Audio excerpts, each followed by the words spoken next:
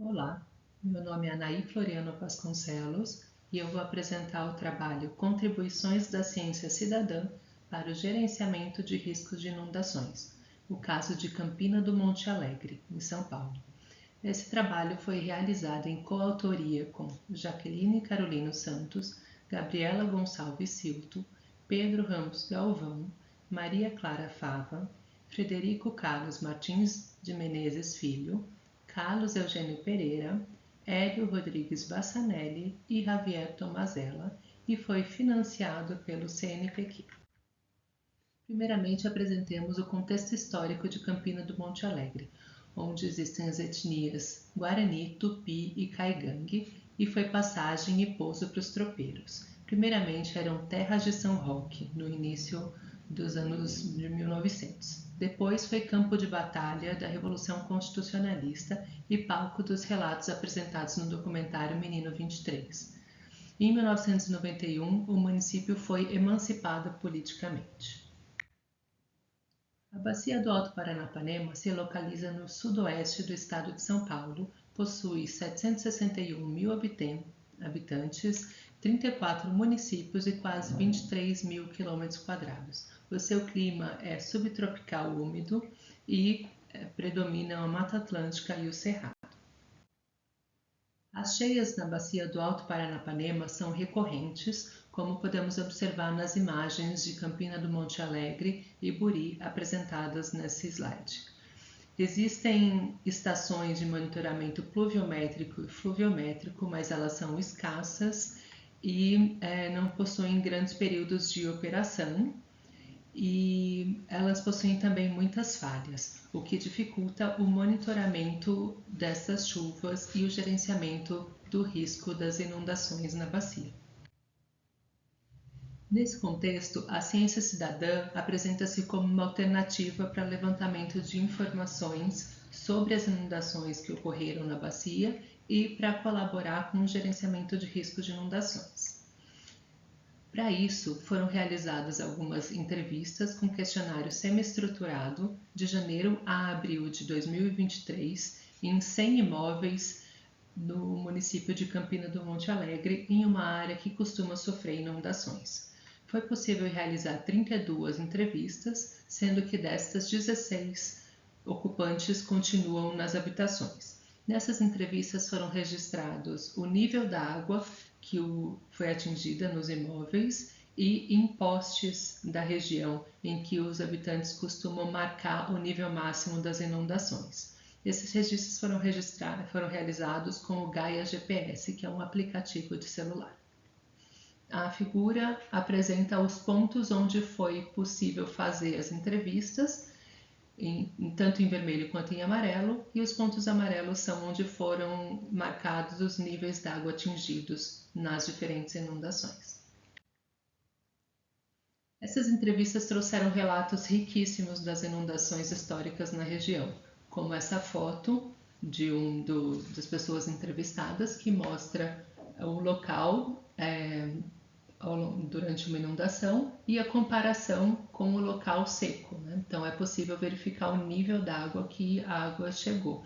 E foram encontrados também relatos super detalhados de alguns eventos de inundação, como esse apresentado neste trecho do relato de uma pessoa entrevistada.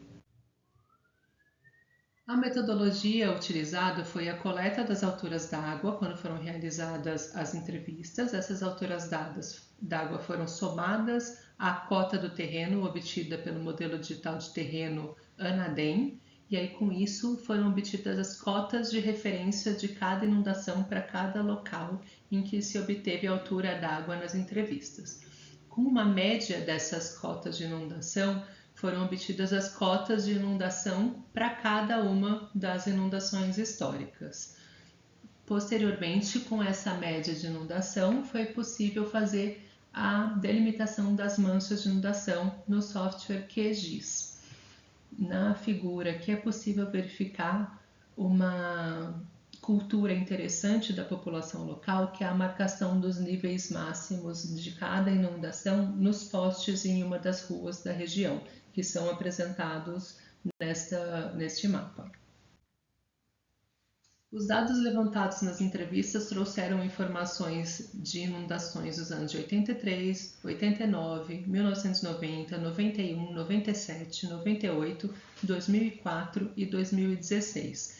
É possível perceber que quanto mais próximo dos dias de hoje, maior o número de citações nas entrevistas. Isso se deve à lembrança da população e também a permanência dessas pessoas nas casas. No entanto, o ano de 2004, que não é a inundação mais recente, foi a que teve o maior número de citações, porque foi uma inundação muito grande, com maior nível relatado, registrado nas alturas de água nos postes, como pode ser observado nessa tabela.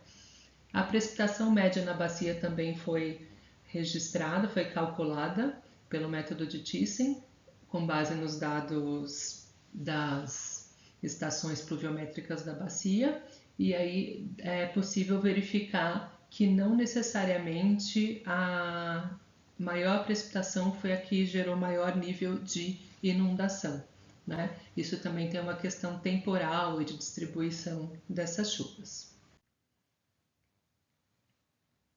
A cota média de inundação obtida, então, variou, né, para cada uma das chuvas. Quando a gente soma a altura da água, né, com a cota do terreno, a gente vê que, por esse método, o ano de 97 foi o que teve a maior cota. No entanto, existem pouquíssimos dados sobre essa inundação. Aqui são apresentadas as manchas de inundação obtidas com base nos dados das entrevistas e das alturas d'água nos postes, né, a metodologia apresentada por este trabalho. E aí a gente consegue ver para cada uma das inundações qual que foi provavelmente a área inundada neste evento. E aí os pontinhos amarelos dessas imagens, eles mostram os relatos nas entrevistas, né, e onde foi possível medir a altura d'água da inundação para cada um desses eventos. É possível perceber que nos eventos mais recentes, como 2004 e 2016, existem mais alturas d'água. Isso provavelmente aumenta a acurácia dos dados obtidos pelos métodos de ciência cidadã. Como que a gente pode aplicar esses dados para melhorar a gestão dos riscos de inundações? O gerenciamento de riscos ele é feito com base na preparação, na mitigação, na resposta e na recuperação. Isso tudo culmina na adaptação. E aqui a gente consegue ver nessa imagem que a população local, inclusive, já usa estratégias de adaptação. Essa casa foi construída elevada, bem alta, justamente para que ela não seja atingida pelas inundações, como ela está na margem do rio. Lá no fundo dá para ver alguns barcos e o rio Paranapanema. Quais são as perspectivas futuras com base nesse trabalho? A gente tem desafios, né, que são a urbanização desordenada, a ocupação de áreas de risco, a intensificação dos eventos extremos.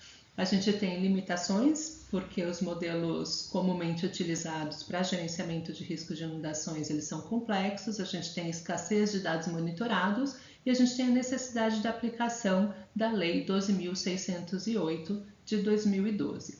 E como que a gente pode solucionar esses problemas com o uso de ciência cidadã e de tecnologias mais simples? A gente precisa do engajamento e da conscientização da população, de modelos simplificados e plataformas acessíveis para que a gente possa usar em mais lugares e alternativas para adaptação de comunidades vulneráveis. Esse é o final do trecho de um relato muito detalhado da inundação de 2004 feito por um dos entrevistados. Passaram-se os sustos, fechamos então a fase de A Grande Enchente. Agradeço a atenção e aí está o meu e-mail para qualquer contato que vocês queiram fazer. Muito obrigada.